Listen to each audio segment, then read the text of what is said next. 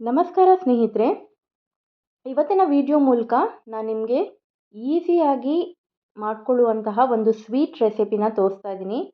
ಕೇವಲ 3 ಇಂಗ್ರೀಡಿಯೆಂಟ್ಸ್ ಇದ್ದರೆ ಸಾಕು, ಈ ರೀತಿಯಾದಂತಹ ಸ್ವೀಟು ರೆಡಿಯಾಗಿಬಿಡುತ್ತೆ. ಕೇವಲ 10 ನಿಮಿಷದಲ್ಲಿ ರೆಡಿಯಾಗುವಂತಹ ಈ ಸ್ವೀಟು ಮಕ್ಕಳು ತುಂಬಾ ಇಷ್ಟಪಟ್ಟು ತಿಂತಾರೆ. ಈಸಿಯಾಗಿ ಕೂಡ ನೀವು ಮಾಡ್ಕೊಳ್ಬೋದು. ಕೇವಲ 3 ಇಂಗ್ರೀಡಿಯೆಂಟ್ಸು ಇದಕ್ಕೆ ಬೇಕಾಗತ್ತೆ. ಬನ್ನಿ ಇದನ್ನು ಹೇಗೆ ಮಾಡೋದು ಅಂತ ನಾನು ನಿಮಗೆ ತೋರಿಸ್ಕೊಡ್ತಾ ಇದ್ದೀನಿ. ಮೊದಲಿಗೆ ನಾನಿಲ್ಲಿ ಅವಲಕ್ಕಿಯನ್ನು ತೊಗೊಂಡಿದ್ದೀನಿ. ಗಟ್ಟಿ ಅವಲಕ್ಕಿಯನ್ನು ತೊಗೊಳ್ಬೇಕು. ಇದನ್ನು ಈ ರೀತಿಯಾಗಿ ಫ್ರೈ ಮಾಡ್ಕೊಳ್ಬೇಕಾಗತ್ತೆ. ಒಂದು 5 ನಿಮಿಷ ಮೀಡಿಯಮ್ ಫ್ಲೇಮಲ್ಲಿ ನೀವು ಇದನ್ನು ಫ್ರೈ ಮಾಡ್ಕೊಳ್ಬೇಕು. ಇದು ಸ್ವಲ್ಪ ಕಲರ್ ಚೇಂಜ್ ಆಗುತ್ತೆ, ಅಲ್ಲಿವರೆಗೂ ಇದನ್ನು ಫ್ರೈ ಮಾಡಿದ್ರೆ ಸಾಕು.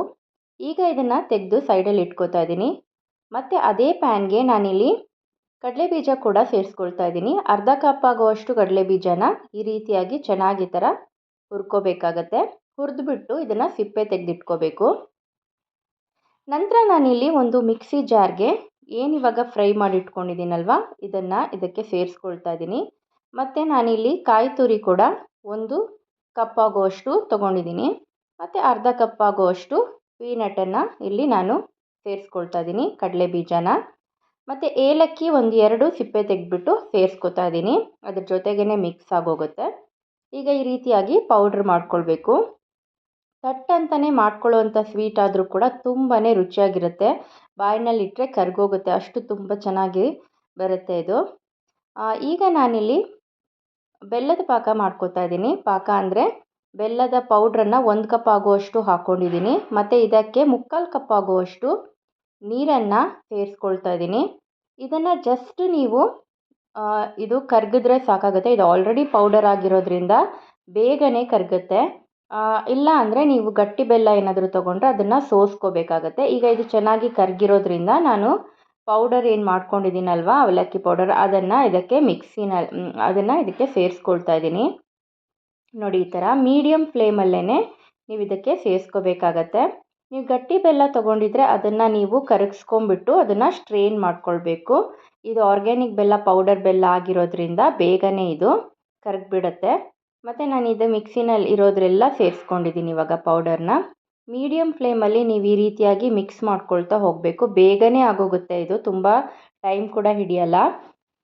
ನೋಡಿ, ಈ ಥರ ಮಿಕ್ಸ್ ಮಾಡ್ಕೊಳ್ಬೇಕು. ಬೆಲ್ಲದ ನೀರಿನ ಜೊತೆ ಇದನ್ನು ಮಿಕ್ಸ್ ಮಾಡ್ಕೊಳ್ಬೇಕಾಗತ್ತೆ. ನೋಡಿ, ಪೂರ್ತಿಯಾಗಿ ನಾನು ಪಟ ಅಂತ ಮಿಕ್ಸ್ ಮಾಡ್ಕೊಳ್ತಾ ಇದ್ದೀನಿ. ಬೇಗನೆ ಮಿಕ್ಸ್ ಮಾಡ್ಕೊಳ್ಬಿಡಿ. ಈ ಥರ ಮಿಕ್ಸ್ ಆದ ನಂತರ ನೀವು 1-2 ನಿಮಿಷ ಇದನ್ನು ಈ ರೀತಿಯಾಗಿ ಬೇಯಿಸ್ಕೋಬೇಕು.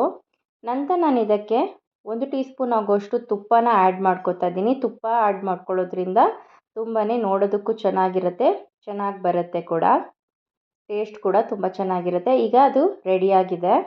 ಈಗ ನಾನಿಲ್ಲಿ ಪ್ಲೇಟಲ್ಲಿ ಎಣ್ಣೆ ಅಥವಾ ತುಪ್ಪನ ಸವರ್ಕೋಬೇಕಾಗತ್ತೆ. ತುಪ್ಪನ ಸವರ್ಕೊಂಡು ಇದಕ್ಕೆ ನಾನು ಇದನ್ನು ಹಾಕ್ತಾ ಇದ್ದೀನಿ. ನೋಡಿ, ಎಷ್ಟು ಚೆನ್ನಾಗಿ ತಳ ಬಿಟ್ಟು ಬಂದಿದೆ. ಈಗ ಇದನ್ನು ಸೆಟ್ ಮಾಡ್ಕೋತಾ ಇದ್ದೀನಿ. ಇದು ಬೇಗನೆ ಸೆಟ್ ಆಗೋಗುತ್ತೆ. ಒಂದು 5 ನಿಮಿಷ ಈ ಥರ ನೀವು ಸೆಟ್ ಮಾಡಿಬಿಟ್ಟು ಸೈಡಲ್ಲಿ ಇಟ್ಟರೆ ಸಾಕು. ನೀವು ಆರಾಮಾಗಿ ಇದನ್ನು ಕಟ್ ಮಾಡಿಕೊಂಡು ತಿನ್ಕೋಬೋದು. ಈಗ 5 ನಿಮಿಷ ಆಗಿದೆ. ನಾನು ಯಾವ ಶೇಪ್ ಬೇಕು ಅಂತ ಆ ಶೇಪನ್ನು ಮಾಡ್ಕೋತಾ ಇದ್ದೀನಿ. ಜಸ್ಟ್ ನಾನು ಸ್ಕ್ವೇರ್ ಶೇಪ್ ಮಾಡ್ಕೋತಾ ಇದ್ದೀನಿ. ನಿಮ್ಗೆ ಯಾವ್ದು ಬೇಕು ಅದನ್ನು ನೀವು ಮಾಡ್ಕೊಳ್ಳಿ.